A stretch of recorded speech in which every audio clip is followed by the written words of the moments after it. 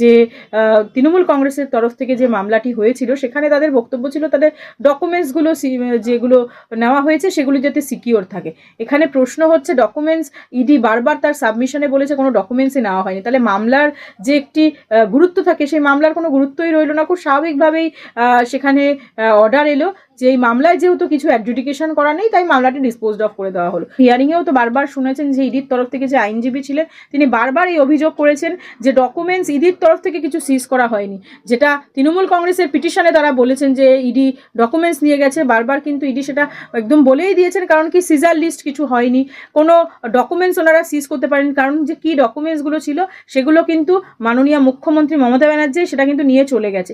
এখন তার বিরুদ্ধে সঙ্গে সঙ্গে কিন্তু কোনো ব্যবস্থাও হয়নি। সেই প্রশ্নের উত্তর কিন্তু ইডি দিতে পারবেন, কেন তার বিরুদ্ধে সঙ্গে সঙ্গে যদি কেউ ইনভেস্টিগেশন প্রসেসে বাধা প্রদান করেন তার বিরুদ্ধে কেন আইনানুগ স্টেপ নেওয়া হলো না সঙ্গে সঙ্গে। সুপ্রিম কোর্টে কালকে হিয়ারিংয়ের একটা সম্ভাবনা আছে ইডির করা যে মামলা, সেদিকে আমাদের তাকিয়ে থাকতে হবে নিশ্চিতভাবে যে মামলার কি অবস্থায় হচ্ছে এবং মামলার কি অর্ডার আসছে সেই দিকে আমাদের কিন্তু অবশ্যই চোখ থাকবে এবং সেটা আমরা অবশ্যই দেখব কি ডকুমেন্টস ছিল, ওখানে কি তথ্য ছিল যার জন্য মাননীয় এত অতি সক্রিয় হয়ে সেখানে পৌঁছে গেলেন। ইডি একটি প্রেস বিবৃতি দিয়েছে এবং সেখানে কিন্তু স্পষ্টত বলে দিয়েছে যে কি ডকুমেন্টস, এই যে কয়লা কেলেঙ্কারির যে ইনভেস্টিগেশন প্রসেস সেখানে যে কি ডকুমেন্টস সেগুলো কিন্তু মাননীয়া নিয়ে চলে গেলেন। উনি শুধু নেননি, ওনার আরও সাঙ্গপাঙ্গ ছিল এবং দেখবেন আপনি যদি সেদিনের ফুটেজ আপনি দেখবেন পশ্চিমবঙ্গ সরকারেরও অনেক ডকুমেন্টস যেটা আইপ্যাকের মতন একটি প্রাইভেট এন্টিটির অফিসে ছিল। কি করে থাকে? এখানে গিয়ে শুধুমাত্র ইনভেস্টিগেশন প্রসেসে বাধা দিলেন না, ইনভেস্টিগেশনের যে ডকুমেন্টসগুলো যে কি ডকুমেন্টস সেটাতেও কিন্তু ট্যাম্পারিংয়ের মতন একটা ঘটনা ঘটলো। এখন বলবেন যে কিভাবে ট্যাম্পারিং হলো, ডকুমেন্টসগুলোর উনি নিয়ে চলে গেলেন, সেই ডকুমেন্টসের মধ্যে কি আছে কি ছিল উনি সেগুলোকে লোপাট করবেন নাকি রেখে দেবেন, কি করবেন সেটা তো কেউ জানে না। কালকে একেবারে সুপ্রিম কোর্টে ইডিরও মামলা রয়েছে, কি হবে? আজকে হাইকোর্টে যেটা দেখতে পেলাম ইডিরই বৈধতা যেটা সেটা কিন্তু মান্যতা দেওয়া হয়েছে এবং তৃণমূলের সেভাবে কিছু হলোই না। কি বলবেন? আর কল্যাণ বন্দ্যোপাধ্যায় তো কথা বলার সুযোগটাই পেলেন না। দেখুন একটা কথা বলি, কোন আইনজীবী কি বক্তব্য রাখবেন, কোন আইনজীবী কি সাবমিশন করবেন সেটা তার বিষয়। সেখানে কে বক্তব্য রাখতে পেরেছেন বা কে সাবমিশন করতে পেরেছেন না পেরেছেন সেটা ওনারাই ভালো বলতে পারবেন। কিন্তু যেটা আজকে ঘটনা ঘটলো সেটা হচ্ছে দুটো মামলার আজকে হিয়ারিং ছিল হাইকোর্টে।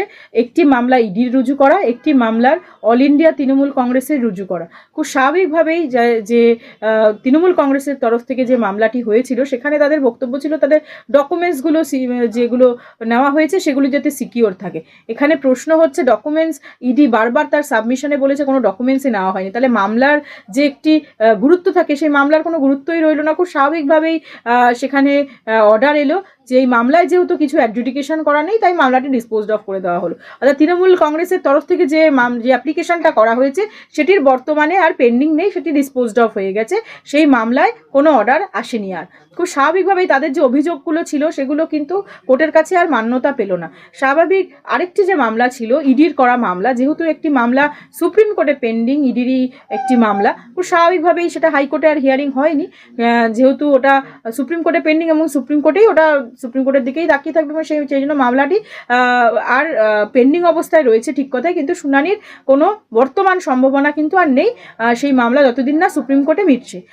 সুপ্রিম কোর্টে কালকে হিয়ারিংয়ের একটা সম্ভাবনা আছে ইডির করা যে মামলা, সেদিকে আমাদের তাকিয়ে থাকতে হবে নিশ্চিতভাবে যে মামলার কি অবস্থায় হচ্ছে এবং মামলার কি অর্ডার আসছে সেই দিকে আমাদের কিন্তু অবশ্যই চোখ থাকবে এবং সেটা আমরা অবশ্যই দেখব। কিন্তু আমরা যে ঘটনার সাক্ষী হলাম, পুরো পশ্চিমবঙ্গবাসী বা দেশবাসী যে ঘটনার সাক্ষী হলো সেটি একটি দেখলো রাজ্যের মাননীয় মুখ্যমন্ত্রী একটি ইডির মতন একটি ইনভেস্টিগেটিং অথরিটি যারা রেড করছিল সেখানে উনি হস্তক্ষেপ করলেন এবং সেই হস্তক্ষেপের পরে ওনার যে দেখুন কি ডকুমেন্টস, কারণ ইডি একটি প্রেস বিবৃতি দিয়েছে এবং সেখানে কিন্তু স্পষ্টত বলে দিয়েছে যে কি ডকুমেন্টস, এই যে কয়লা কেলেঙ্কারির যে ইনভেস্টিগেশন প্রসেস সেখানে যে কি ডকুমেন্টস সেগুলো কিন্তু মাননীয়া নিয়ে চলে গেলেন। উনি শুধু নেননি, ওনার আরও সাঙ্গপাঙ্গ ছিল এবং দেখবেন আপনি যদি সেদিনের ফুটেজ আপনি দেখবেন পশ্চিমবঙ্গ সরকারেরও অনেক ডকুমেন্টস যেটা আইপ্যাকের মতন একটি প্রাইভেট এন্টিটির অফিসে ছিল। কি করে থাকে? পশ্চিমবঙ্গ সরকারের কোনো ডকুমেন্টস সেটা তো পশ্চিমবঙ্গ সরকারের কোনো দপ্তরে থাকবে, সেই দপ্তরে না থেকে কিন্তু আপনি দেখবেন যে ওই আইপ্যাকের অফিস থেকে পাওয়া গেছে। এরকম আরও প্রচুর ডকুমেন্টস, কি ডকুমেন্টস ছিল, ওখানে কি তথ্য ছিল যার জন্য মাননীয়া অতি সক্রিয় হয়ে সেখানে পৌঁছে গেলেন। দেখুন, রেড কিন্তু একটি আইনানুগ পদ্ধতি, নিশ্চিতভাবে ইডি আইন মেনেই এই রেডটি করেছিল, যা যা পারমিশন বা নেসেসারি পারমিশন লাগে বা যা যা করণীয় সেই পদক্ষেপগুলো গ্রহণ করেছিলেন। তারপরেই কিন্তু এই আইপ্যাকের যে অফিস তার সেখানে কিন্তু রেড হয়েছিল। তাহলে মাননীয়া কেন আইনানুগ ব্যবস্থা নিলেন না এর বিরুদ্ধে? কেন উনি কোর্টে তৎপর হয়ে এলেন না কোর্টে? কেন সেখানে কোনো অ্যাপ্লিকেশন ফাইল হলো না? কেন ওনার প্রয়োজনীয়তা মনে করলো যে এইরকম একটি ঘটনাকে উনি সেখানে ঘটালেন?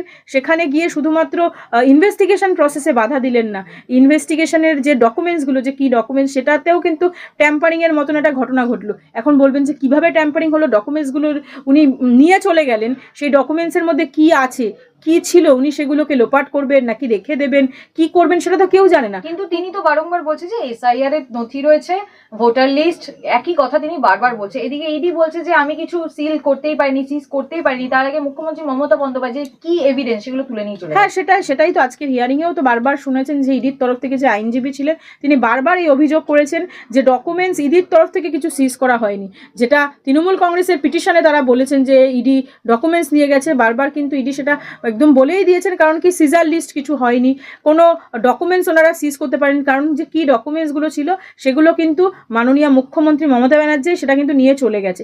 এখন তার বিরুদ্ধে সঙ্গে সঙ্গে কিন্তু কোনো ব্যবস্থাও হয়নি। সেই প্রশ্নের উত্তর কিন্তু ইডিই দিতে পারবেন, কেন তার বিরুদ্ধে সঙ্গে সঙ্গে যদি কেউ ইনভেস্টিগেশন প্রসেসে বাধা প্রদান করেন তার বিরুদ্ধে কেন আইনানুগ স্টেপ নেওয়া হলো না সঙ্গে সঙ্গে? যদি একটি সাধারণ মানুষের বাড়িতে এই ইনভেস্টিগেশনের রেড হতো, তাহলে সে যদি এই সেম কর্মকাণ্ড করতো তার বিরুদ্ধে কি সেম স্টেপ নেওয়া হতো? যদি তা না হয়, কেন তাহলে ইডি তার বিরুদ্ধে স্টেপ নিল না? কারণ আপনি জানেন আইনের চোখে কিন্তু সবাই সমান। রাজ্যের মুখ্যমন্ত্রী বা কোনো নেতা মন্ত্রী কিন্তু কোনো স্পেশাল প্রিভিলেজ পায় না আইনের চোখে। খুব স্বাভাবিকভাবেই তাহলে আইনানুগভাবে কেন তার বিরুদ্ধে ব্যবস্থা হলো না? কেন তাকে অ্যারেস্ট করা হলো না? কেন তার কাস্টোডিয়াল ইন্টারোগেশন হলো না? এইসব প্রশ্ন তো খুব স্বাভাবিক মানুষের মনে থাকবে। কিন্তু ইডি কিন্তু সেরকম কোনো পদক্ষেপ গ্রহণ করেনি। ইডি নিশ্চিতভাবেই মামলা করেছে, তার বিরুদ্ধে একাধিক অভিযোগ করেছে, কিন্তু অভিযোগ যা হবে সেটা তো ধরুন আইনানুগ পদ্ধতিতেই হবে এবং আইন কোর্টে যা অর্ডার আসবে সেটাই হবে। কিন্তু পশ্চিমবঙ্গবাসী একটি বলতে পারেন অপ্রীতিকর ঘটনার সাক্ষী হলো, যেখানে দেখলো তার রাজ্যের মুখ্যমন্ত্রী এইভাবে ডকুমেন্টস নিয়ে পালিয়ে যায়। এটা খুব আশ্চর্যজনক। খুব স্বাভাবিকভাবেই যে যদি এরপরে কোনো ইনভেস্টিগেটিং অথরিটি তার কোনো কেউ অন্যায় করে, তার বাড়িতে যদি রেড হয়, সেও একই ঘটনা করে বলবে রাজ্যের মুখ্যমন্ত্রী করেছে, আমি করলে কী দোষ? বলতেই পারে এরকম ঘটনা। এটা তো খুব একটা মানে আমাদের জন্য খুব একটা প্রীতিকর ঘটনা নয়। এটা তো একটু মানে খুব স্বাভাবিক যে রাজ্যের মুখ্যমন্ত্রী হয়ে উনি এই কর্মকাণ্ডটা করলেন, যেটা একেবারেই কোনোভাবে সমর্থনযোগ্য।